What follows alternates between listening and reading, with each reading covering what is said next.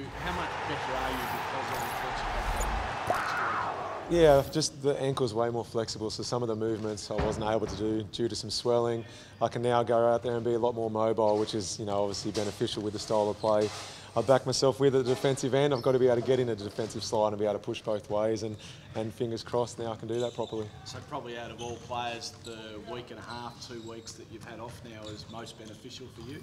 Yeah, it's been nice. A few of the guys this time of year have a few niggling aches and bruises, myself in particular, so having this extended break is something we're not used to, but in saying that, it's worked out really well, and the fact that now we have 4 solid days of practice before flying over to Adelaide and everyone's feeling pretty fresh and healthy. Percentage-wise, what type of fitness will you carry into Saturday's game? I think I'll be good to go. It's not one of those new injuries where I've got to see whether I can overcome it or not. I've played with it all season, so I know what to expect, but having that extra bit of mobility, I'm going in feeling much better than I have the majority of the season. Were you playing within yourself at all? When you were carrying it badly, were you playing within yourself to protect it at all? Yeah, I think at times I was probably putting more pressure on the right side of my leg, and that's when I started getting a few niggling injuries with my right leg. So this way I can just play, close to 100% or as close as you're going to get this time of year, and just not even have to worry about it. So at times you're just playing and you feel it occasionally, but the majority of the season it's one of those things you're not even aware of.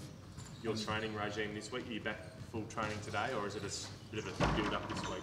I think I'm out there 100%, so obviously I'll go off the conditioning coach, but as far as the ankle itself, they're concerned, they're happy with how it's progressed nicely, the swelling's gone, the mobility's there, and it'll be fun to go and chase Bryce Cotton around now and see just how well it is working. I'll blame it if he scores on me. You've been on limited minutes in recent matches. What are you expecting for this weekend? Are you full minutes, like in terms of? Yeah, Trev's a big believer that the 5 that's out there working the hardest and playing the best together is going to stay out there regardless of the name of your back. And Jared Kenny's been in great form, so it's nice knowing we'd locked up a playoff position, and when we had a few blowout wins I was able to have extended minutes on the bench, but in saying that JK earned quite a few of those as well, and it's nice having that tandem at the moment where both of us can go out, work hard, and then when the other one subs in, you don't drop off at all. How do you a lot of talk about Adelaide's fast game and their transition. How do you stop the transition? Is it as easy as saying we've got to drop someone back, or how do you go about stopping that? Because that seems to be their absolute power. Yeah, they're the best running team in the league, the highest scoring team in the league, and just watching video then you kind of forget just how many guys they will send to get out and run, kick aheads, whether it's the centre rebounding the ball and getting out on the break, or whether it's their point guard. So they're athletic, they're mobile, but you've got to be able to still stick to your game plan. We still want to try and get offensive rebounds, but then we've got to be smarter with where we're picking them up, getting guys back in transition, and they're the highest scoring team in the paint. So they don't shoot a lot of 3-pointers, they just get out and run and try and get on the ring, so you've got to protect the paint first and then get out and contest some shots. Because in the last game you played here, you seemed to go with them for the first half and it was a high scoring affair, and then you did something in that second half. What did you do in the second half to stop them? Yeah, we ended up with 111 points, but they were running with us as well in that first half, getting damn near 60 points, I believe. But we held them to 9 points in the third quarter, and that was trying to slow them up.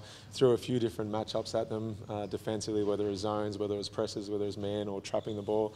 You just got to try and keep them guessing at times, but at the end of the day, they're a great running team, and if you're not willing to do the hard work and sprint back yourself, they're going to punish you. And at times we were really good at getting all 5 guys back and making them make a few passes before shooting up a shot.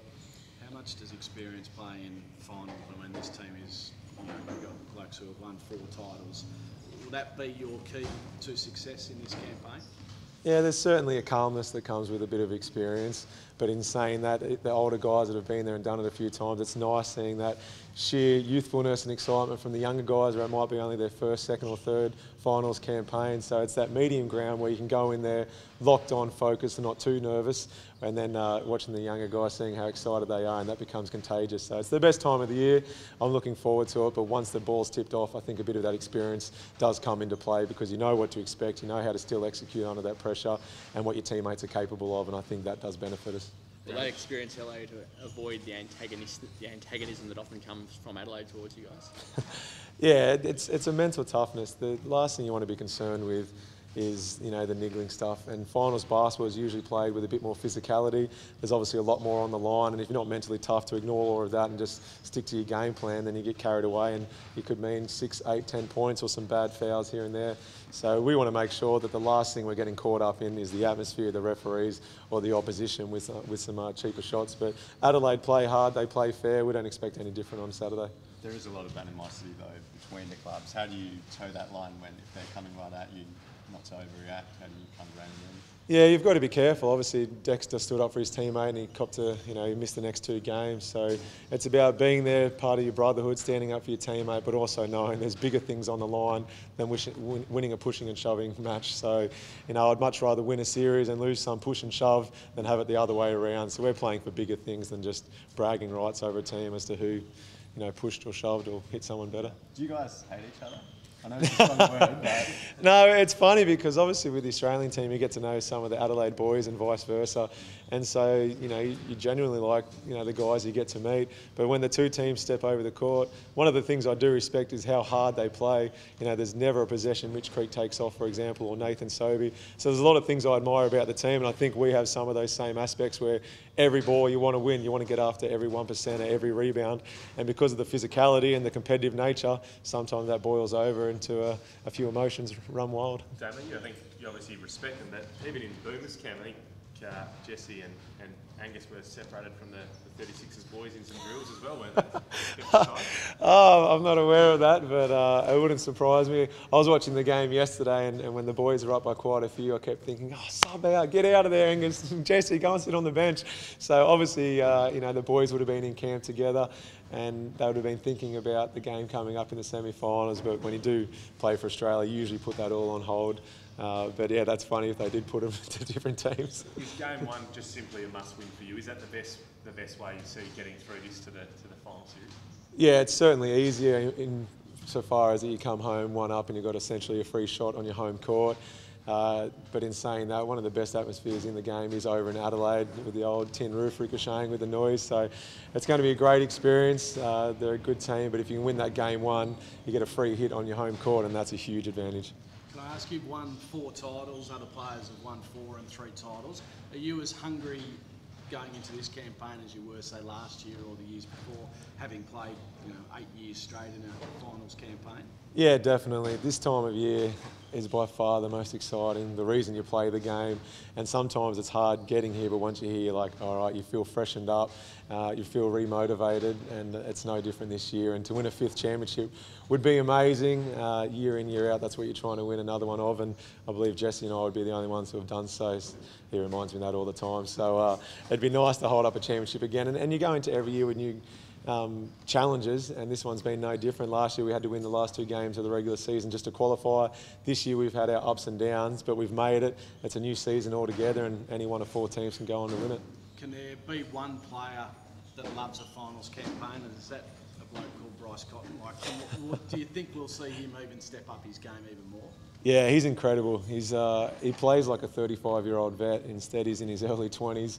But he's been there and done it. We showed that in the grand final series last year. And even the form he showed at training, the focus more so than anything he showed at training. He lives to win games, and in particular when finals are at stakes. And I'm excited to see the performance he puts on because he's a very special player. And I know I'm biased, but what I see every single day, he's the best player in the league. Does it feel weird going into a finals campaign without Matt Knight? Yeah, it is weird, and different times throughout the season, you miss his screening or you miss his rebounding or his defensive presence. So, he sends a text messages occasionally, and the season feels so long that at times you read it from Matty going, oh yeah, he was a part of the team this year. But to going into finals, it'd be a little bit different without Matty running out there alongside me. But I think, Lucas Walker and Jesse Wagstaff have been fantastic stepping up. Thanks, guys.